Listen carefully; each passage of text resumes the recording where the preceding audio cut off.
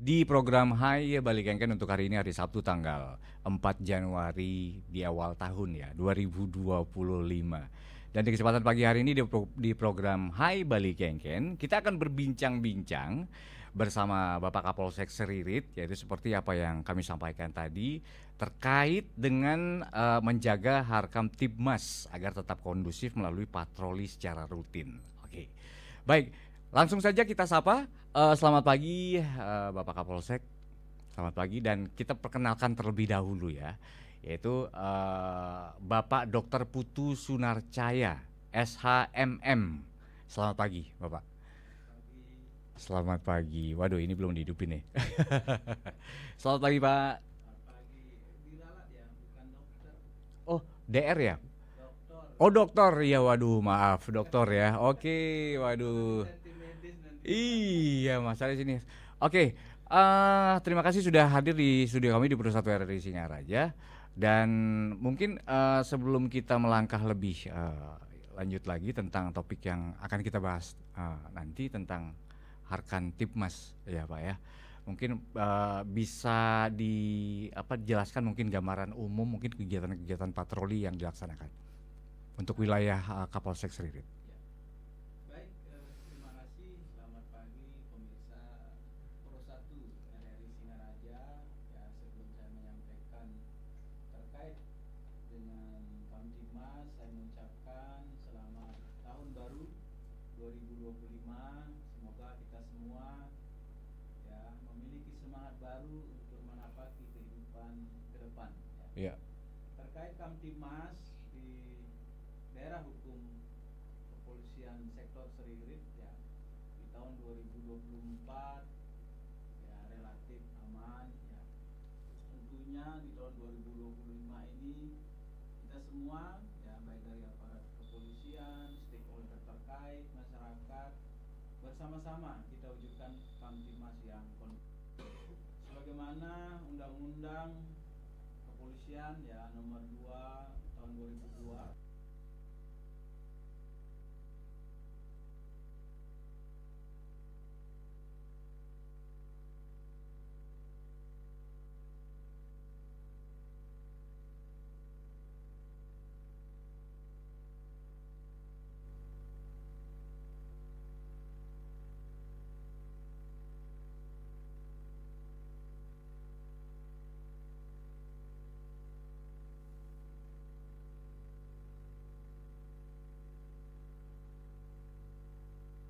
Pak ya.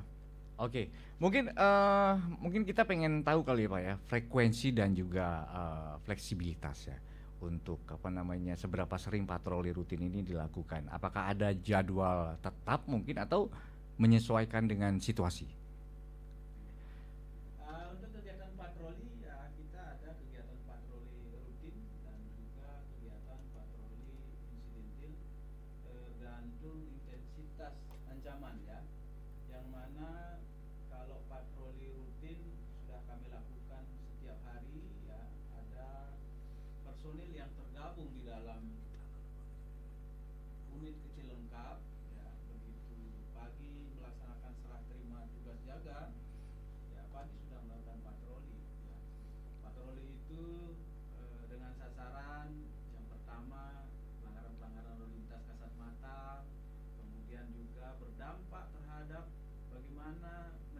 adanya ancaman kriminalitas. Dengan kita hadir ya pagi, kemudian siang juga, sore, bahkan malam hari kita lakukan patroli rutin. Nah, selain patroli rutin sudah saya sampaikan bahwa ada kegiatan patroli yang insidentil, yang mana ada laporan dari masyarakat, ya baik secara langsung kepada saya atau juga kepada piket yang di kantor, kepada petugas yang sedang bertugas disampaikan, sehingga kita mempertebal intensitas atau frekuensi patroli pada suatu tempat-tempat itu. Baik. Baik, pendengar jangan kemana-mana, saat lagi kami akan kembali. Bapak, kebetulan ini ada troublemaker sedikit. Baik pendengar, jangan kemana-mana, tetaplah bersama kami, saat lagi kami akan kembali.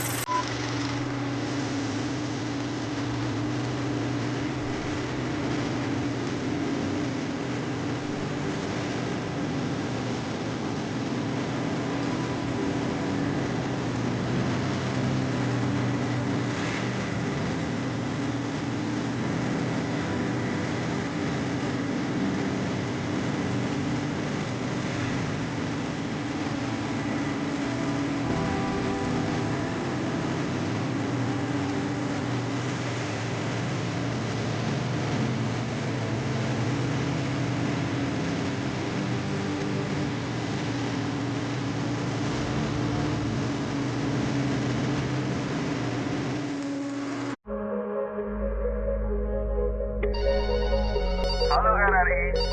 Halo RRI. Halo RRI. Halo RRI. Halo RRI.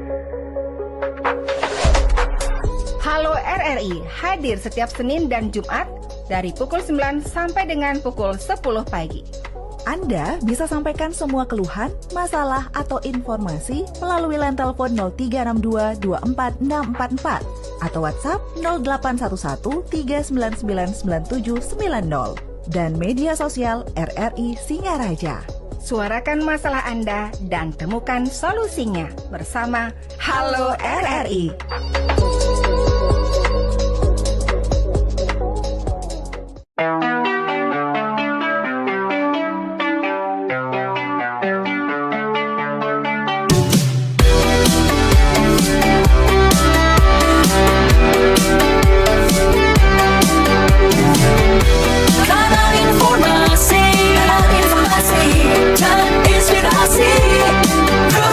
Dan 101,2 FM Bersatu RRI Singaraja. Siaran kanal informasi dan inspirasi, kembali lagi bersama saya Niko Arinata di program Hai Bali Kengken, dan masih bersama Bapak Dr. Putu Sunarcaya SAMM. Jadi untuk menggali lebih dalam lagi tentang upaya-upaya yang dilakukan untuk menjaga kondusivitas wilayah Kecamatan Seririt ya Pak ya.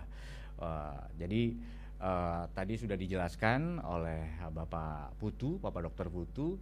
Jadi sekarang kita lanjut ya Pak ya. Mungkin untuk mendapatkan informasi lebih detail lagi tentang pelaksanaan patroli rutin ya Pak.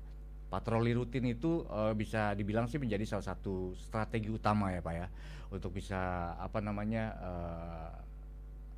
tentang mekanisme patroli gitu kan. Nah, apakah ada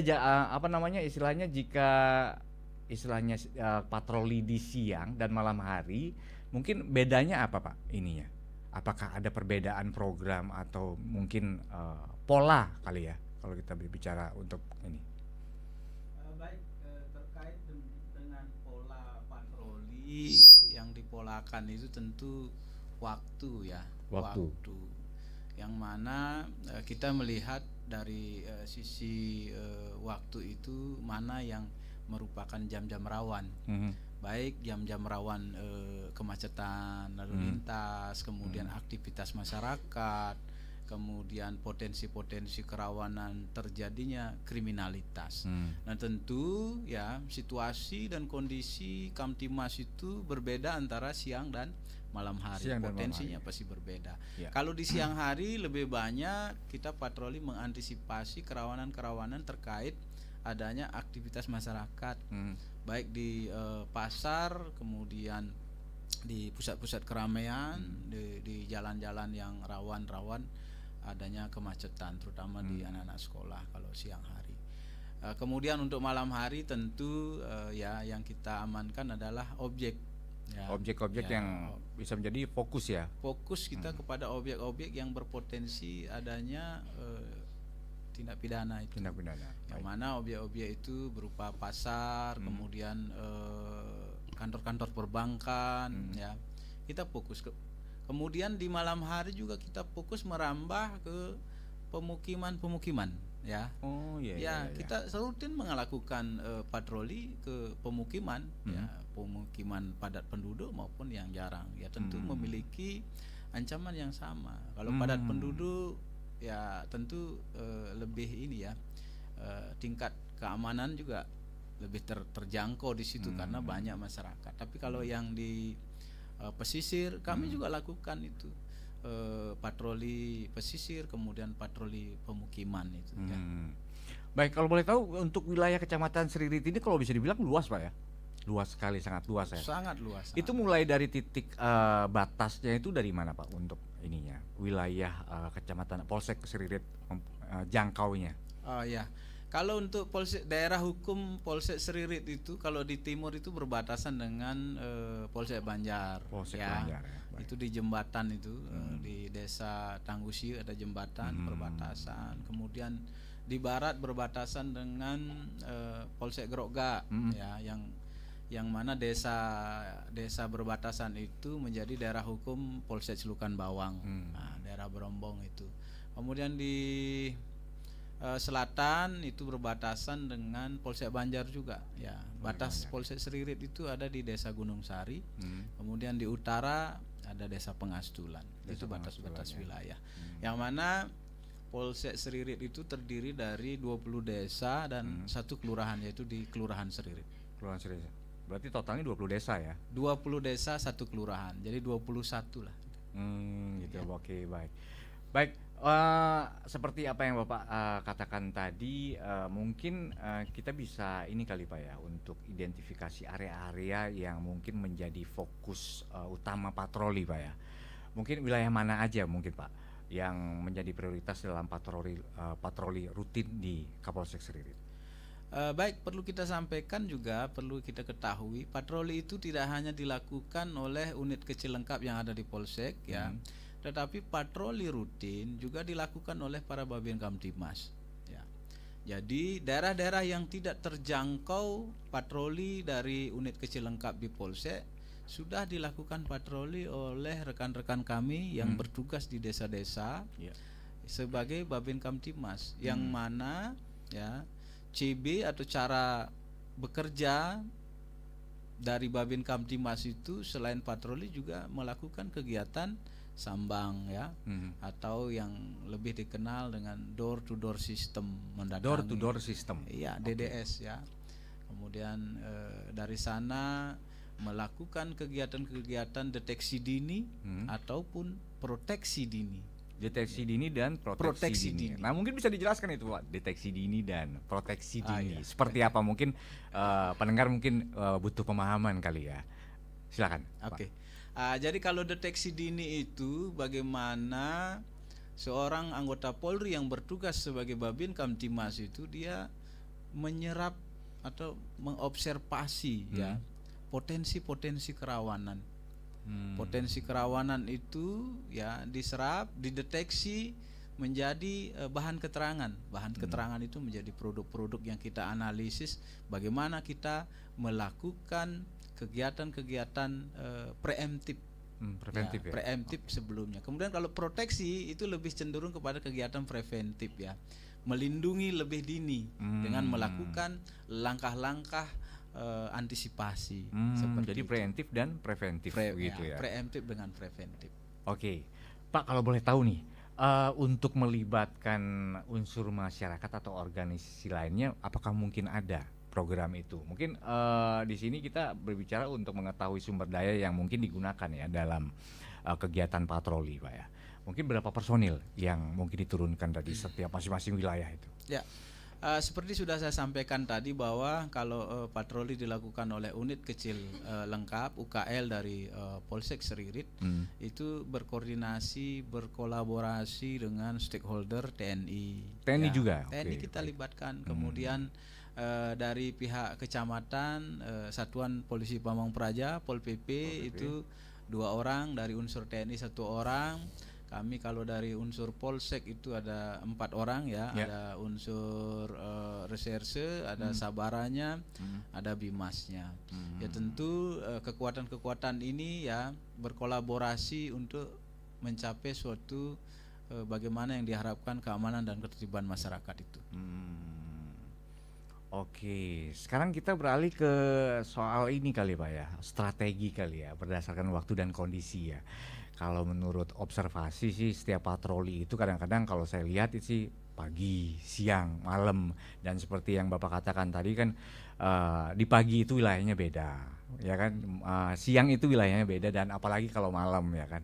Oke, mungkin apa strategi-strategi yang digunakan itu di di pagi, siang, malam itu apa aja yang digunakan, strategi apa?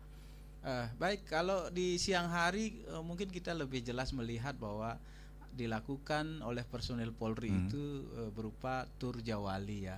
Tur jawali. Ya. Ini dimulai dari pagi Pak ya? Dari pagi. Dari pagi, oke. Kita hadir di masyarakat, melakukan pengaturan di titik-titik rawan ya, kemudian melakukan penjagaan ya. Artinya begini. Ketika kita berhenti pada suatu spot-spot atau titik-titik tertentu, di sana ada paling dominan kita melakukan pengaturan dan penjagaan. Nah, kalau pengaturan sangat terkait dengan bagaimana Kamtipser Carlantas ya, bagaimana keselamatan, kelancaran lalu lintas ya. Ya kalau di Seririt relatif lancar ya. Kemudian kehadiran kami di sana kita juga mengambil peran untuk menjaga situasi kondusif. Contohnya ketika kehadiran kami ada di situ ya akan menghilangkan niat dan kesempatan untuk orang akan melakukan suatu kejahatan ya. Walaupun ya tentunya intensitas itu kan tidak hanya dilakukan oleh patroli berseragam. Kami juga ada sebaran-sebaran ya yang non uniform berjalan sendiri. Nanti kita kumpulkan bahan keterangan itu, kita kaji kembali untuk menentukan strategi-strategi apa yang kita lakukan untuk meningkatkan kondusivitas terkait Kamtimas itu sendiri, baik dari fungsi intelijen maupun fungsi reserse mobile Resmob itu. Baik, kalau pagi itu biasanya untuk wilayah Kecamatan Seririt itu yang crowdednya itu di saat momen seperti apa Pak kalau di pagi hari? Kalau di pagi hari kami selain melakukan patroli sudah melakukan strong point penjagaan di titik-titik rawan di pasar. Oh, di pasar biasanya ya. Oke. Kemudian di sekolah-sekolah ya, dari kalau di Seririt itu ada SD 1, SD 3 ya yang ada jalur arteri, kemudian ada SMA Negeri Seririt, kemudian ada SMP Seririt itu kami sudah taruh personil untuk melakukan kegiatan pengaturan dan penjagaan. Gitu. Baik, itu digabung berarti Pak ya, pengaturan lalu lintas dan juga pengamanan untuk situasi aman gitu ya, untuk lebih kondusif lagi. Okay. Ya betul sekali. Jadi kegiatan pengaturan dan penjagaan ya setiap pagi ya itu namanya strong point ya. Strong point. Kalau bahasanya sih namanya polis hasad gitu ya. Polis hasad. Polis hasad itu ancaman gangguan. Artinya dibutuhkan kehadiran polisi untuk situasi itu tidak berkembang menjadi gangguan nyata. Nah, hal-hal itu setiap pagi kami sudah memerintahkan personil untuk ada pada spot-spot itu, kemudian piket UKL ya, mobile menggunakan kendaraan. Gitu. Baik, Pak. Sekarang pertanyaan berikutnya mungkin tentang koordinasi kali ya dari Polsek Seririt dengan pihak-pihak terkait barangkali ya. Mungkin seperti masyarakat, perangkat desa atau instansi lain dalam menjaga Kamtibmas. Silakan. Koordinasi sudah pasti karena kami tanpa adanya dukungan ya baik dari masyarakat maupun dari instansi-instansi itu tentu tugas-tugas kami sebagaimana yang kami sudah sampaikan sebagai pemelihara Kamtibmas tidak dapat berjalan baik. Nah, selama ini koordinasi kami sudah lakukan ya, bahkan koordinasi itu sampai lini-lini terbawah ya. Kalau kami di level Kapolsek tentu koordinasinya kepada Pak Camat, Pak Danramil, kemudian ada puskesmas ya. Di Seririt itu ada 3 puskesmas yang juga sangat-sangat membantu bagaimana pemeliharaan Kamtibmas itu ya. Kemudian di tingkat desa dan kelurahan itu kan ada masing-masing desa dan kelurahan ada babin. Nah, itu koordinasinya kepada para perbekel, Bapak Kepala Desa itu dengan Pak Lurah, yang mana akan menjangkau koordinasi itu ke tingkat-tingkat Banjar Dinas ya. Baik, untuk pendengar setiap satu RRI Singaraja yang barangkali ingin bergabung bersama kami di program Hai Bali Kengken, yang mungkin ingin menyuarakan saran atau pendapat atau ingin bertanya kepada narasumber kita di pagi hari ini, silakan kami undang Anda untuk bergabung melalui line telepon di 0362246644 dan juga di 0811-399-9790. Baik, Bapak, mungkin kita ingin tahu kali ya partisipasi masyarakat Kecamatan Seririt, Pak ya. Mungkin bagaimana peran serta masyarakat dalam mendukung upaya Polsek Seririt dalam menjaga Kamtibmas di wilayah Seririt. Mungkin respon mereka, apakah Bapak mungkin memiliki personil yang terjun langsung ke masyarakat atau berdiskusi secara langsung. Mungkin apakah ada kegiatan-kegiatan tertentu? Silakan. Sudah pasti ya. Pertama-tama saya mengucapkan terima kasih kepada seluruh komponen masyarakat di Kecamatan Seririt, yang mana selama 1 tahun kemarin kita sudah bersama-sama mensukseskan ya pemilu dan pemilu kada di daerah kita. Tentu semua itu sangat membantu kami, partisipasi masyarakat yang begitu luar biasa. Bagaimana mengamankan perhelatan demokrasi ya sudah berjalan dengan baik. Ya, kami di lini-lini masyarakat itu tentu sudah sangat familiar sekali antara Polri dengan Linmas ya, antara Polri dengan Pecalang gitu. Dalam kegiatan apapun, baik kegiatan adat atau kegiatan yang bersifat non adat ya, kami melibatkan beberapa komponen itu, Linmas, Pecalang dan komponen pengamanan swakarsa di masing-masing desa. Oke, baik. Tanpa mereka kayaknya keamanan pasti ini, Pak ya. Pincang gitu, non balance gitu. Mungkin punya program-program dari selama, kalau boleh tahu Bapak menjabat di Kapolsek Seririt itu sudah berapa lama? 1 tahun ya? 1 tahun? 1 tahun 3 bulan ini. Jadi bagaimana Pak perkembangan Kecamatan Seririt untuk wilayahnya? Ya, seperti saya sampaikan di awal tadi ya, secara umum sangat-sangat kondusif ya.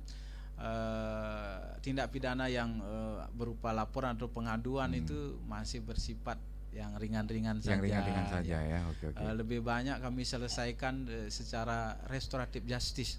Oke, ya.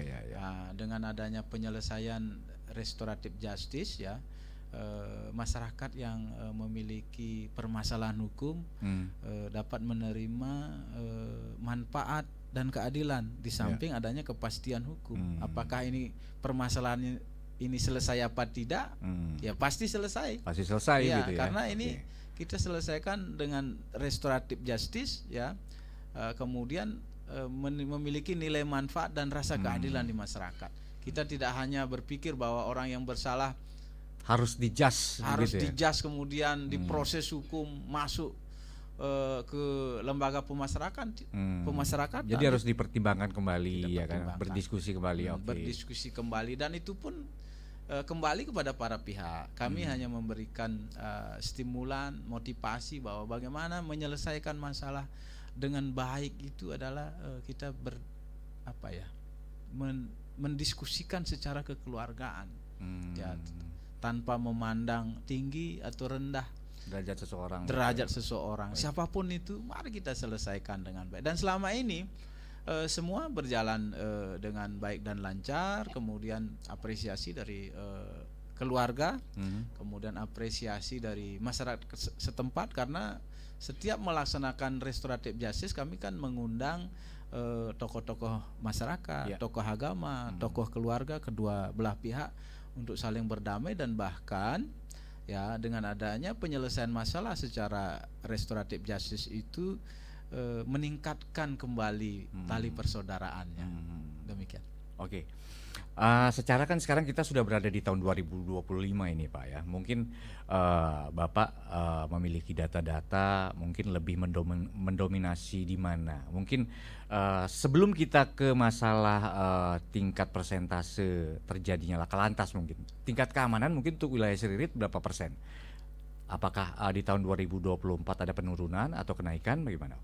Untuk di 2024 itu terjadi tren penurunan. Tren penurunan luar biasa Pak ya. Tren penurunan tindak pidana. Sekali lagi penurunan terjadinya tindak pidana ini atas partisipasi masyarakat dan stakeholder yang ada di daerah hukum Seririt. Nah, kemudian untuk di 2025 ini kami akan lebih memfokuskan kepada bagaimana pembinaan terhadap remaja-remaja. Kami akan lebih fokus ya, karena ini pemilu dan pemilu kada sudah usai.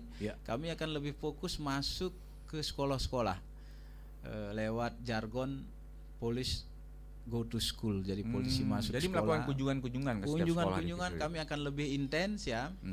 Lebih intens ke sekolah-sekolah. Kalau kemarin kami intens ke kantor desa ya, berkoordinasi dengan Perbekal bagaimana mewujudkan Kamtimas yang kondusif menyongsong pesta demokrasi. Untuk tahun 2025 ini kami akan lebih memfokuskan kepada anak-anak sekolah, baik dari tingkat SD, SMP, SMA ya.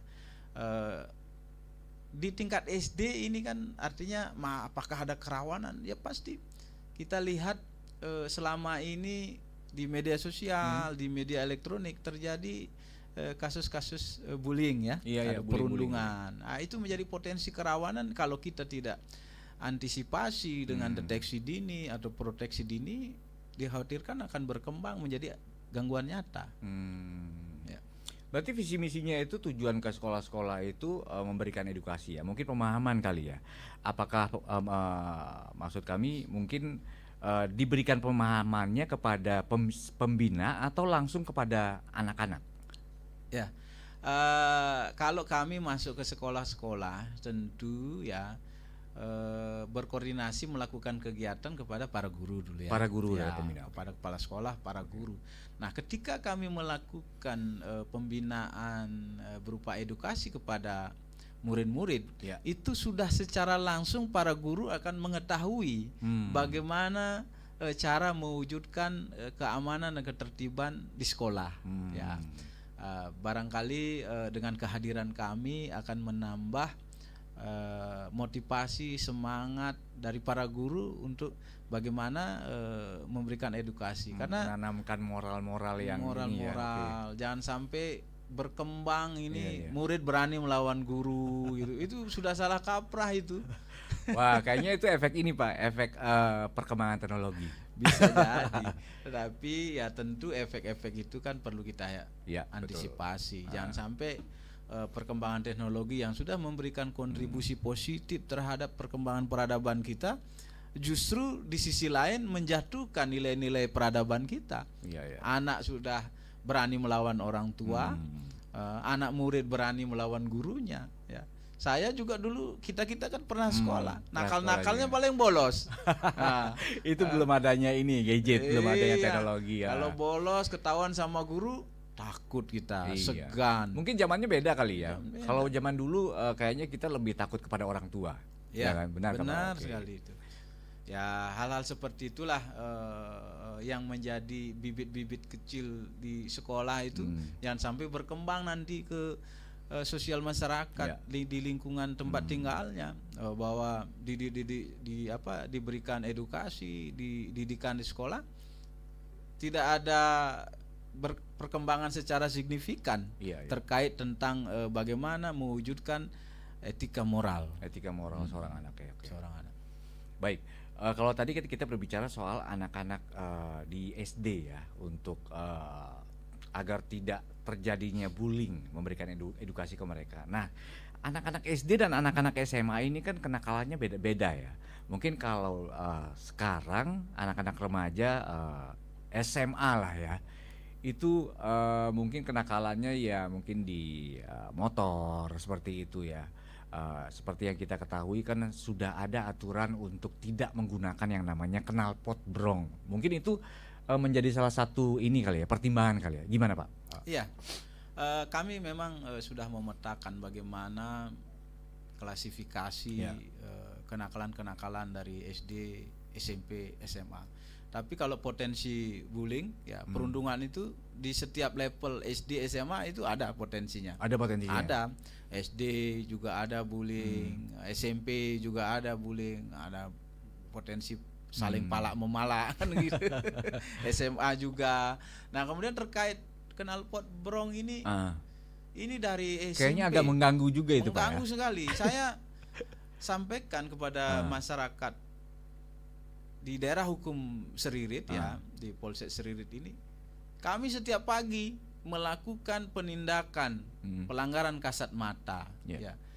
Mau dikatakan itu nih polisi pagi-pagi sudah ada di sini dan segala macam. Kami di depan kantor setiap pagi habis apel pasti kami jaga. Jaga di sana bukan berarti mencari-cari kesalahan, tapi menemukan kesalahan kasat mata.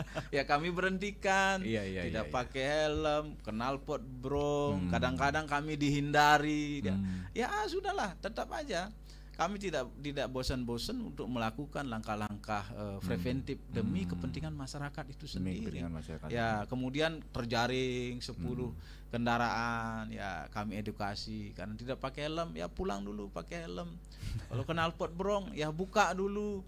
Ya kami tidak melakukan tindakan secara represif. Ya, untuk sementara ini tetap saja tidak bosan-bosan. Kadang-kadang kalau dipikir-pikir secara mendalam di hati kami, aduh kok tidak habis-habis ya gitu. Nggak paham-paham juga begitu ya. Juga. Tapi ya ini menjadi tantangan kami. Setiap pagi saya bilang sama anggota, jangan bosan-bosan melakukan tindakan ini, karena tindakan ini sangat berpengaruh terhadap bagaimana kondisi Kamtimas ke depan. Kami sangat miris mendengar laka lantas anak-anak SMP gitu, sambil main HP bercanda di jalan sama teman-temannya, kemudian kecelakaan, meninggal bahkan. Waduh, walaupun yang meninggal itu anak-anak itu, tapi kan saya merasa bahwa saya kok tidak mampu memberikan perlindungan dan pengayoman ini. Mungkin boleh lagi kepada ini kali ya, lingkungan dari orang tuanya kali ya, untuk memberikan pemahaman bagaimana ininya, akibat dampak negatifnya seperti itu. Mungkin pengaruh lingkungan kali ya? Ya. Artinya begini, berbagai macam variabel berpengaruh terhadap perilaku anak-anak seperti itu. Pengaruh lingkungan, kemudian gejolak anak muda, kan? Emosional anak muda itu masih naik turun labil. Itu perlu kalau labil perlu penstabil ya, baik berupa aturan-aturan, kemudian yang paling penting adalah bagaimana paham tentang etika moral. Jadi kalau di sekolah itu yang didapatkan apa? Knowledge, pengetahuannya. Kemudian kalau di sekolah-sekolah keterampilan ada skill ya. Ketika knowledge dan skill ini tidak diimbangi dengan etika moral, ya tentu akan semakin berdampak buruk terhadap perkembangan anak itu sendiri. Iya, Karena dia akan menggunakan pengetahuan dan skillnya tanpa adab dan etika moral, begitu. Iya, tanpa ada bimbingan juga ya. Tanpa ada bimbingan. Jadi ya wajar aja banyak orang tua sekarang mengatakan bahwa anak-anak sekarang itu belajar pintar mandiri gitu kan. Pintar belajar mandiri dari perkembangan teknologi seperti itu. Jadi apapun yang dikatakan oleh mungkin baik itu orang tuanya apa ya tetap aja masuk kuping kanan keluar kuping kiri seperti itu. Nah, baik Pak, kita beralih ke pertanyaan berikutnya. Mungkin secara persentase ya tingkat kecelakaan laka lantas ya di Kecamatan Seririt itu di tahun 2024 naik atau turun? Untuk Kecamatan Seririt di Polsek Seririt relatif menurun ya. Relatif menurun ya. Turun Oke. dia. Bahkan di akhir tahun ini dari bulan Oktober sampai Desember ini ada satu kecelakaan. Ada satu kecelakaan. Satu kecelakaan dan itu tidak ada korban jiwa. Biasanya ini ya orang menafsirkan atau selalu di warning jangan macam-macam di jalan di akhir tahun kan gitu. Selalu banyak kecelakaan. Nah, tentu hal ini harus dipertahankan oleh seluruh masyarakat bagaimana menjaga diri sendiri sebagai korban kecelakaan lalu lintas dan semua itu ketika petugas kepolisian selalu mendengung-dengungkan untuk tertib selamat di jalan, tentu kembali lagi kepada pribadi-pribadi kita apakah kita mau melindungi diri sendiri atau tidak gitu. Ya. Oke, untuk tingkat kriminalitas di Kecamatan Seririt, wilayah Seririt itu gimana, Pak? Tingkat kriminalitas kan memang menurun ya, yang artinya begini, yang terjadi itu masih bisa kita selesaikan dengan kekeluargaan. Nah kemudian potensi-potensi itu seperti saya bilang tadi, kriminalitas yang paling menonjol saat sekarang ini kan tindak pidana narkotika dan psikotropika itu ya. Makanya kami sangat-sangat intens ya. Walaupun di tahun 2024 juga kami disibukkan dengan kegiatan-kegiatan pengamanan pemilu dan pilkada itu, kami intens masuk ke sekolah-sekolah. Bagaimana perang, kalau bahasanya Bapak Kapolres, puputan kita dengan tindak pidana narkoba. Kita di sana gitu kan. Iya, udah. Oke. Tidak ada ampun dan tidak ada toleransi itu. Hanya saja tentu yang pemakai itu kan kita tidak membenci ya, tetapi bagaimana menyadarkan bahwa narkotika itu sangat merusak masa depan mereka. Kalau mereka saja sebagai generasi muda sudah rusak, bagaimana kita yang akan diganti oleh generasi muda kita menggantungkan harapan kita? Itu bagi saya seperti itu pemikirannya. Kita harus bagaimana mencetak generasi muda bebas dari narkoba sehingga di hari tua kita mampu dan yakin percaya bahwa generasi muda mengantarkan kita kepada masa tua yang bahagia dan sejahtera. Baik, sepertinya ada yang bertanya ini Pak melalui WhatsApp Pak.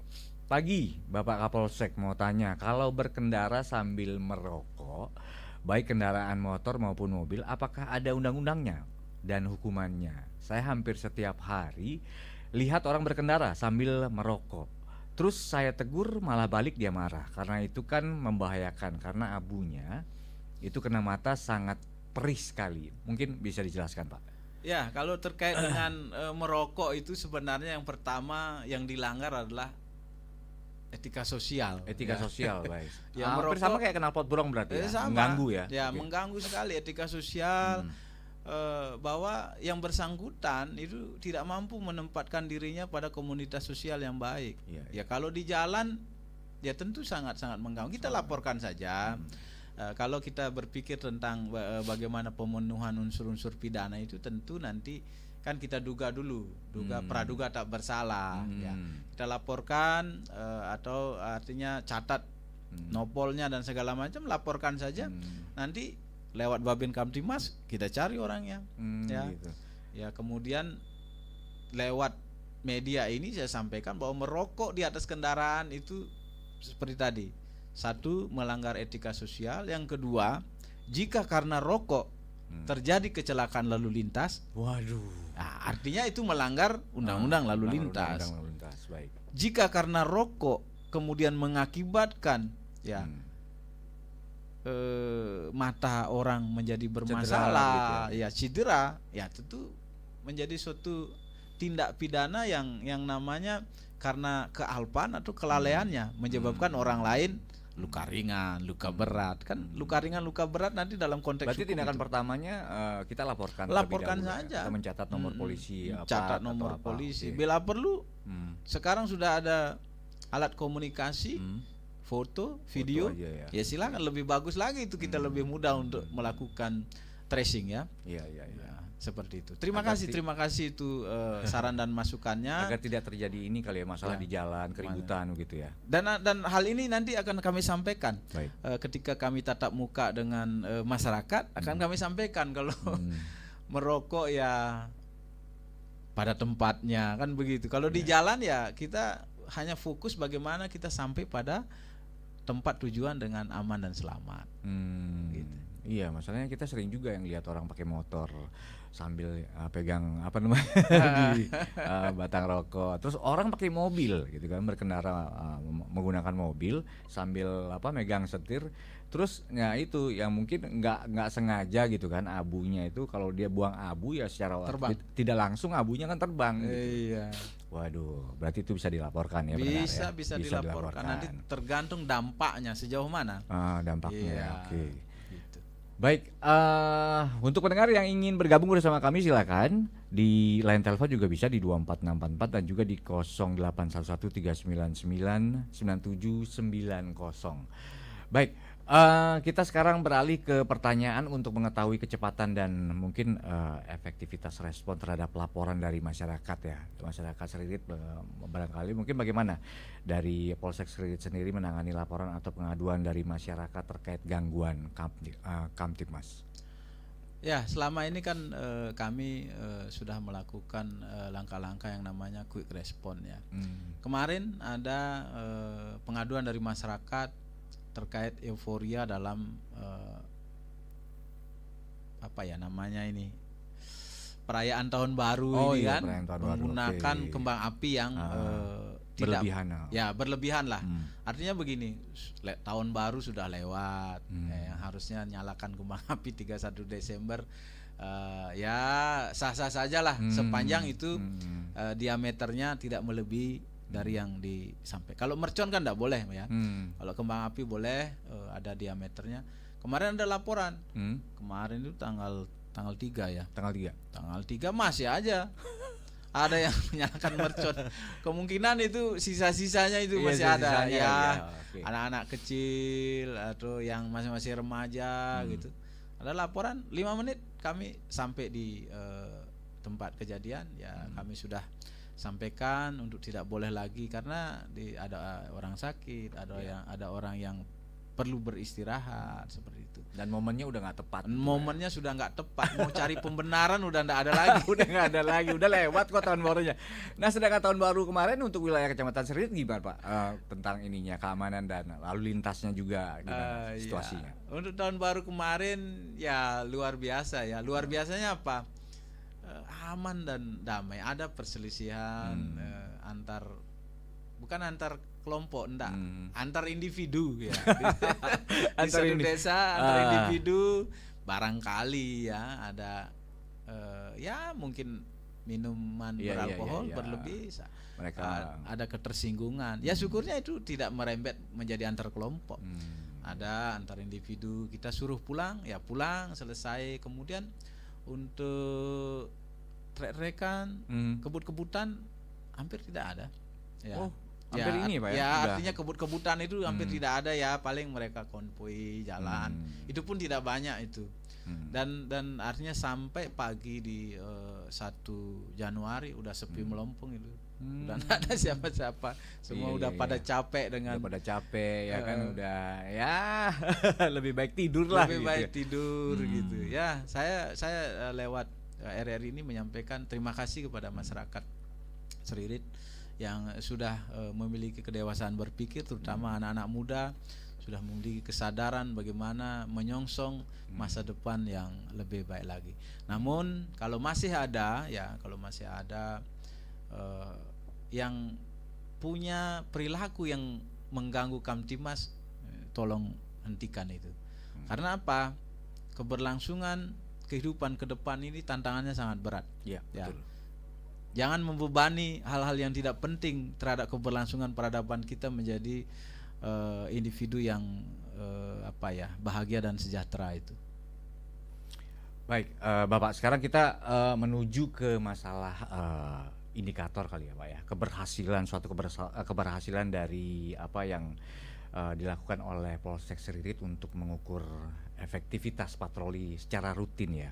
Mungkin kita pengen tahu ini Pak, mungkin bagaimana tolak ukur keberhasilan sebuah kegiatan patroli ini dilakukan? Yang pertama, tolak ukur keberhasilan patroli ini tentu indikatornya adalah penurunan adanya tindak pidana kejahatan. Baik tindak pidana kejahatan konvensional maupun tindak pidana kejahatan yang bersifat khusus seperti narkoba tadi. Ya tentu patroli ini berdampak terhadap dua tindak pidana itu, baik yang konvensional maupun bersifat khusus ya. Tentu dengan sering kita di jalan, dengan seringnya Babin Kamtibmas melakukan kegiatan door to door system, tentu ya akan mengurangi niat dan kesempatan di sendiri, bahkan ya mudah-mudahan bisa dihilangkan ya hal-hal yang mengganggu ketertiban masyarakat. Yang perlu kita pikirkan nanti ketika nanti kejahatan menurun, kejahatan sampai hampir tidak ada, tentu kita akan memikirkan bagaimana ke depan kita menjadi masyarakat yang unggul ya. Seperti itu. Yang cerdas lah ya. Yang cerdas, terutama yaitu patroli tadi yang bersifat konvensional terkait Kamtibcar selantas itu, kemudian yang non konvensional yang khusus itu terkait narkoba. Kami setiap minggu ya melakukan penindakan minimal 1 itu kami cari. Minimal dapat 1 ya? Minimal 1 minggu tingkat polsek yang tentunya memiliki tupoksi Harkamtibmas yang dikedepankan, tapi setiap minggu kita mencari orang baik sebagai pengguna maupun sebagai pengedar. Ya, kalau ndak dapat pengedar, mungkin karena sudah saking jelinya dia, ya disasar ya pengguna. Ya syukur-syukurnya ada yang terindikasi pengguna, kemudian tes urinnya negatif. Dulu di awal-awal di tahun pertama, waduh positif terus itu.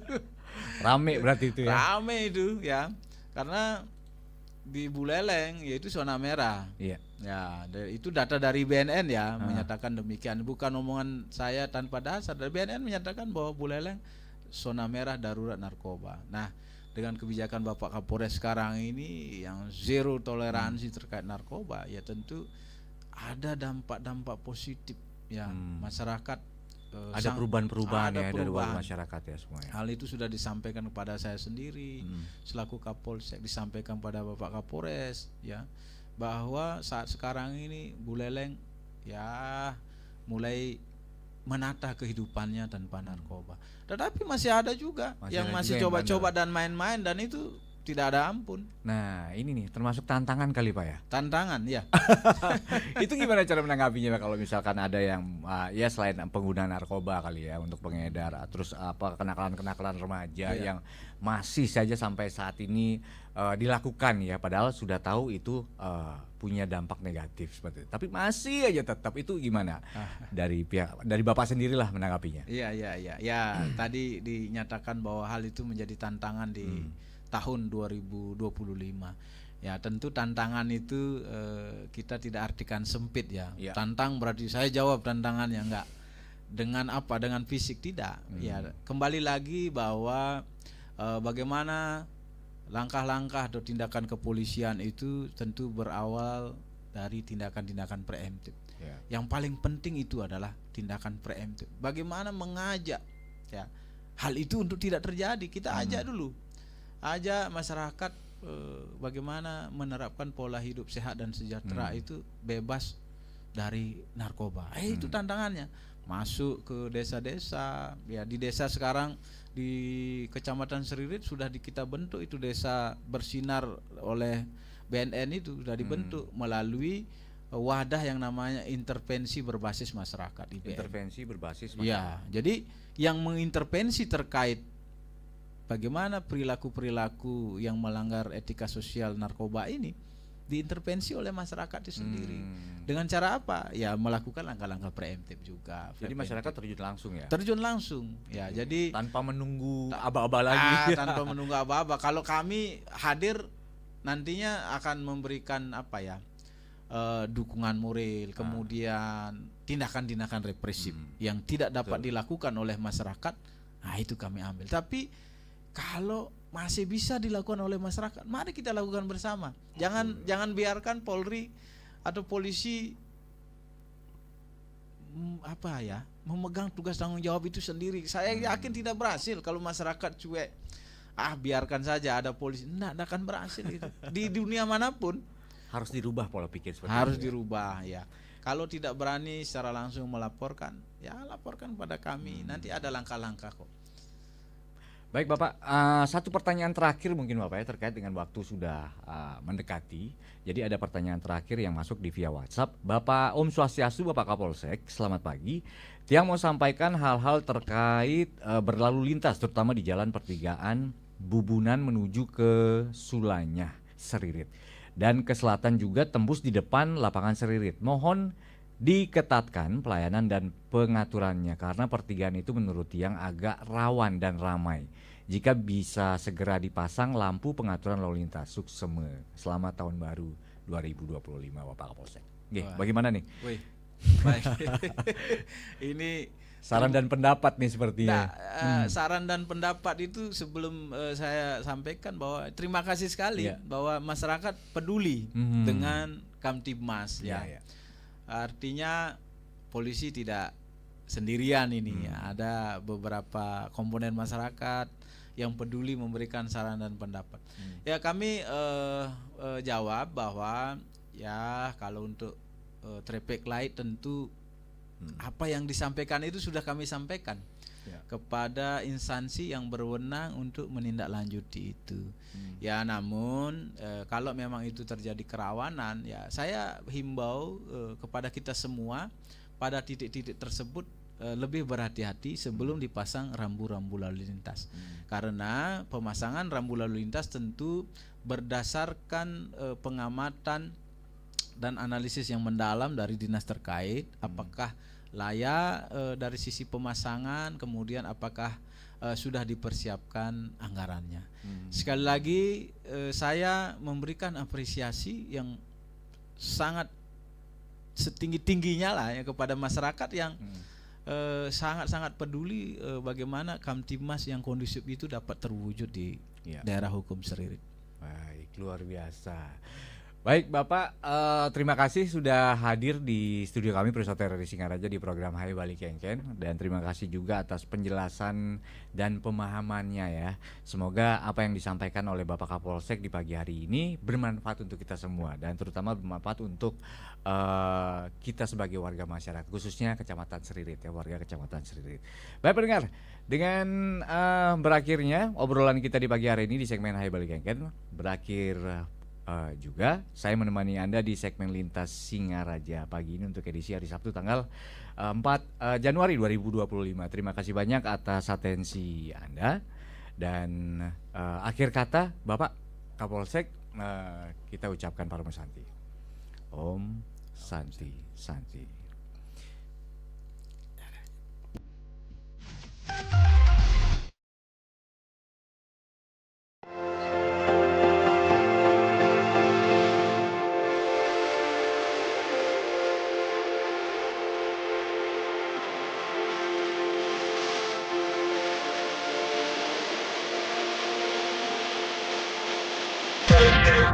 Cha cha cha.